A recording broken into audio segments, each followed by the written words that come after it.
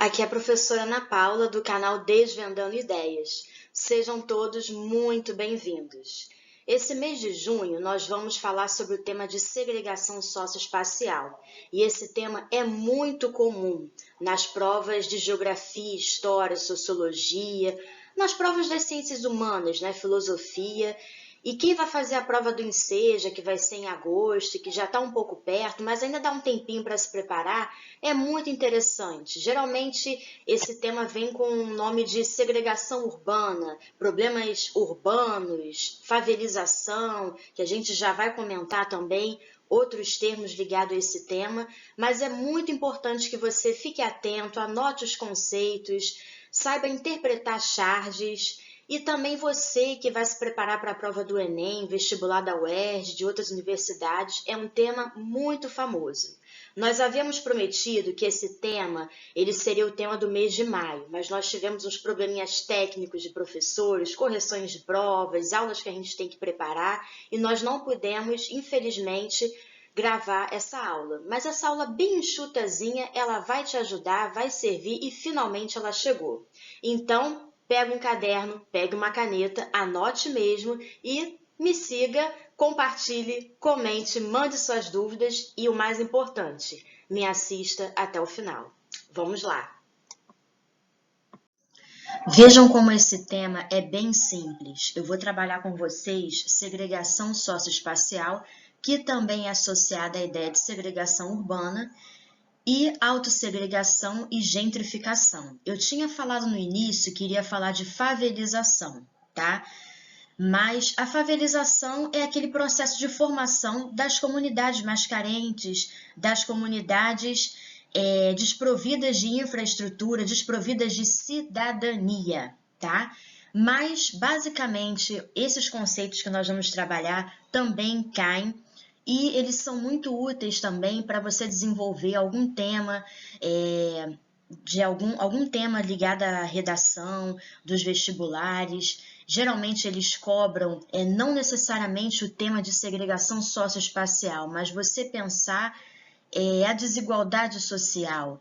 A desigualdade social no âmbito do espaço urbano, em relação também aos problemas ambientais. Então, é um tema bem transversal, é um tema que vai te dar margem para você discutir a ideia de cidadania, etc, etc. Seguindo aqui o roteiro, super tranquilo, segregação socioespacial vai ser essa divisão de classes sociais, essa desigualdade social que a gente vai ver expressa no espaço geográfico, nas paisagens, na organização interna de uma cidade. O que poderia ser exatamente isso? Bairros pobres, bairros ricos, a ideia de periferia, não necessariamente a periferia porque está distante dos centros urbanos, mas também a periferia no sentido pejorativo, de falta de saneamento básico, ausência de hospitais, de infraestrutura, uma infraestrutura precária, avenidas, ruas pavimentadas, escolas, comércio. É quando você não tem bens e serviços, você não tem equipamentos urbanos que vão te dar acesso ao seu direito de cidadão, de garantir a sua segurança pública, de garantir uma saúde de qualidade, uma educação de qualidade, e etc, etc, tá? O que seria a autossegregação? A autossegregação é o poder de escolha, é o livre-arbítrio, que não é todo mundo que tem, que uma determinada classe social tem para se isolar. Mas como é que isso se expressa no espaço urbano? É como eu falei naqueles meus comerciais, sobre o tema de maio, que acabou virando tema de junho. É exatamente os condomínios fechados. É quando uma classe social, geralmente classe A, classe B, tem, e também a classe C, mas agora na conjuntura atual, as classes mais abastadas mesmo que têm condições de pagar uma moradia num condomínio fechado, monitorado por câmeras, que pode pagar pela sua cidadania, que pode pagar pela sua segurança, pelo conforto, e também, como eu falei, quando eu fiz a propaganda dessa aula, quando eu falei também a proximidade com a natureza, que isso acabou se mercantilizando, acabou virando uma mercadoria. Então, a autossegregação é esse poder de escolha que não é qualquer um que pode ter esse poder de escolha. E o que seria a gentrificação? A gentrificação é um processo que leva mais tempo, pode levar décadas. É a revalorização de uma determinada parte da cidade, que antes exercia uma função, muitas das vezes uma função de moradia, uma função residencial, mas que ela foi se valorizando por novos empreendimentos imobiliários e ela vai ter a mudança da sua população. A população que ocupava aquela determinada área vai enfrentar um custo de vida muito alto e não vai conseguir permanecer. Ela vai acabar sendo obrigada a sair daquela área. Então a gente vê quando a gente vê na mídia, né, e muitos urbanistas, arquitetos também falam de requalificação urbana, revitalização urbana, expulsão dos moradores locais, aumento no custo de vida, é esse processo de gentrificação. Mas cuidado, quando a gente está passando por uma parte da cidade que tinha uma determinada função e está recebendo uma obra de um empreendimento imobiliário, não necessariamente a gente vai ficar taxando que é processo de gentrificação. O processo de gentrificação, ele leva um tempo para se estabelecer, tá bom? Então, vamos mostrar algumas imagens para vocês, para desmistificar, né, essa ideia de que favela é só no Rio, pobreza é só no Brasil, pobreza é só no terceiro mundo. Outras partes do mundo, principalmente de países desenvolvidos, também têm as suas periferias, também têm a sua pobreza. Então, vamos seguindo. Passando rapidamente por essa imagem da África do Sul, a gente vê exatamente essa avenida como uma fronteira entre o bairro rico e o bairro pobre. E nessa imagem a gente já vê, né, como as ruas desordenadas, as ruas tortuosas nos bairros, na parte pobre, e a parte rica, tudo pavimentadozinho, com áreas de lazer, mais verde, casas mais espaçosas, aparentemente está parecendo um jardim, né? Mas você vê esse contato com a natureza, esses espaços de lazer, espaços mais amplos, né? Não tão apertadinhos como a gente vê na parte pobre.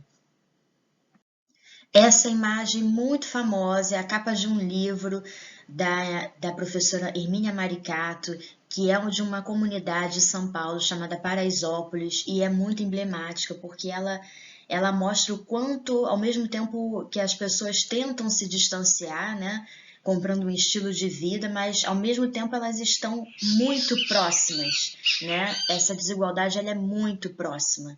A gente convive, faz parte do nosso cotidiano, faz parte da nossa realidade, das nossas vidas. E é a comunidade de Paraisópolis, separada apenas por um muro em relação, né, a um condomínio luxuoso, um condomínio com varandas, com piscinas nas suas varandas, né, uma quadra de esportes, uma piscina grande.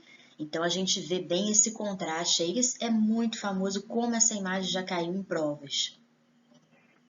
E essa é uma comunidade nos arredores de Paris, que mostra exatamente esse contraste, né?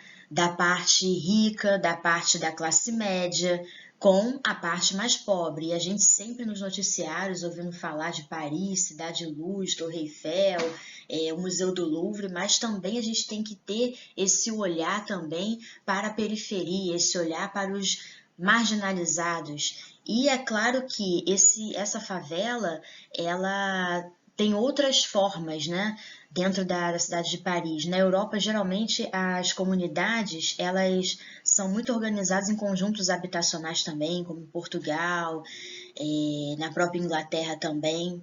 Então, aqui é mais um exemplo dessa periferia, dessa segregação socioespacial que não está restrita apenas ao país de terceiro mundo.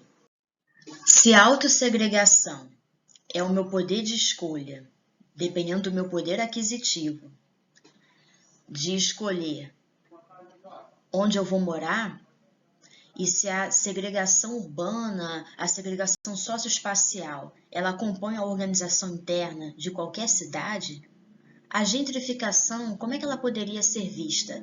Muito interessante essa chart que eu separei para vocês.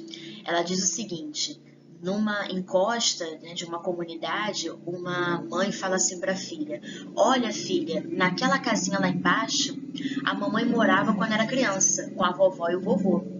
A gente teve que sair de lá, virou patrimônio. O empresário paulista comprou tudo.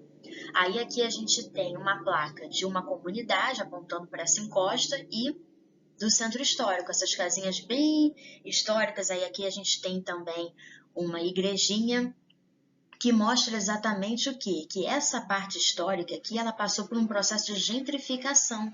Agora é moda tomar um chocolatezinho no bistrô, perto da igreja histórica, onde o Dom Pedro ou qualquer outro imperador, pessoa importante, foi batizado ou foi coroado. Mas isso levou um tempo, né? Um tempo do próprio tombamento também e dessa revalorização. Então, esse sim é o processo de gentrificação. Vocês viram como é que esse tema é bem fácil? Mas é claro que nas provas ele não vai ser cobrado. O que é segregação urbana, segregação socioespacial, o que é gentrificação? Vocês têm que treinar muito interpretação de charges, refazer as provas anteriores e ficar muito atento. Vocês têm que ficar muito atentos a todos os projetos sociais dentro dessas comunidades e para essas comunidades, qualquer ação social que vai tentar reduzir a questão da exclusão social, esses problemas em relação à falta de moradia, à falta de saneamento básico, são temas transversais que vão dialogar perfeitamente com essa questão da segregação socioespacial.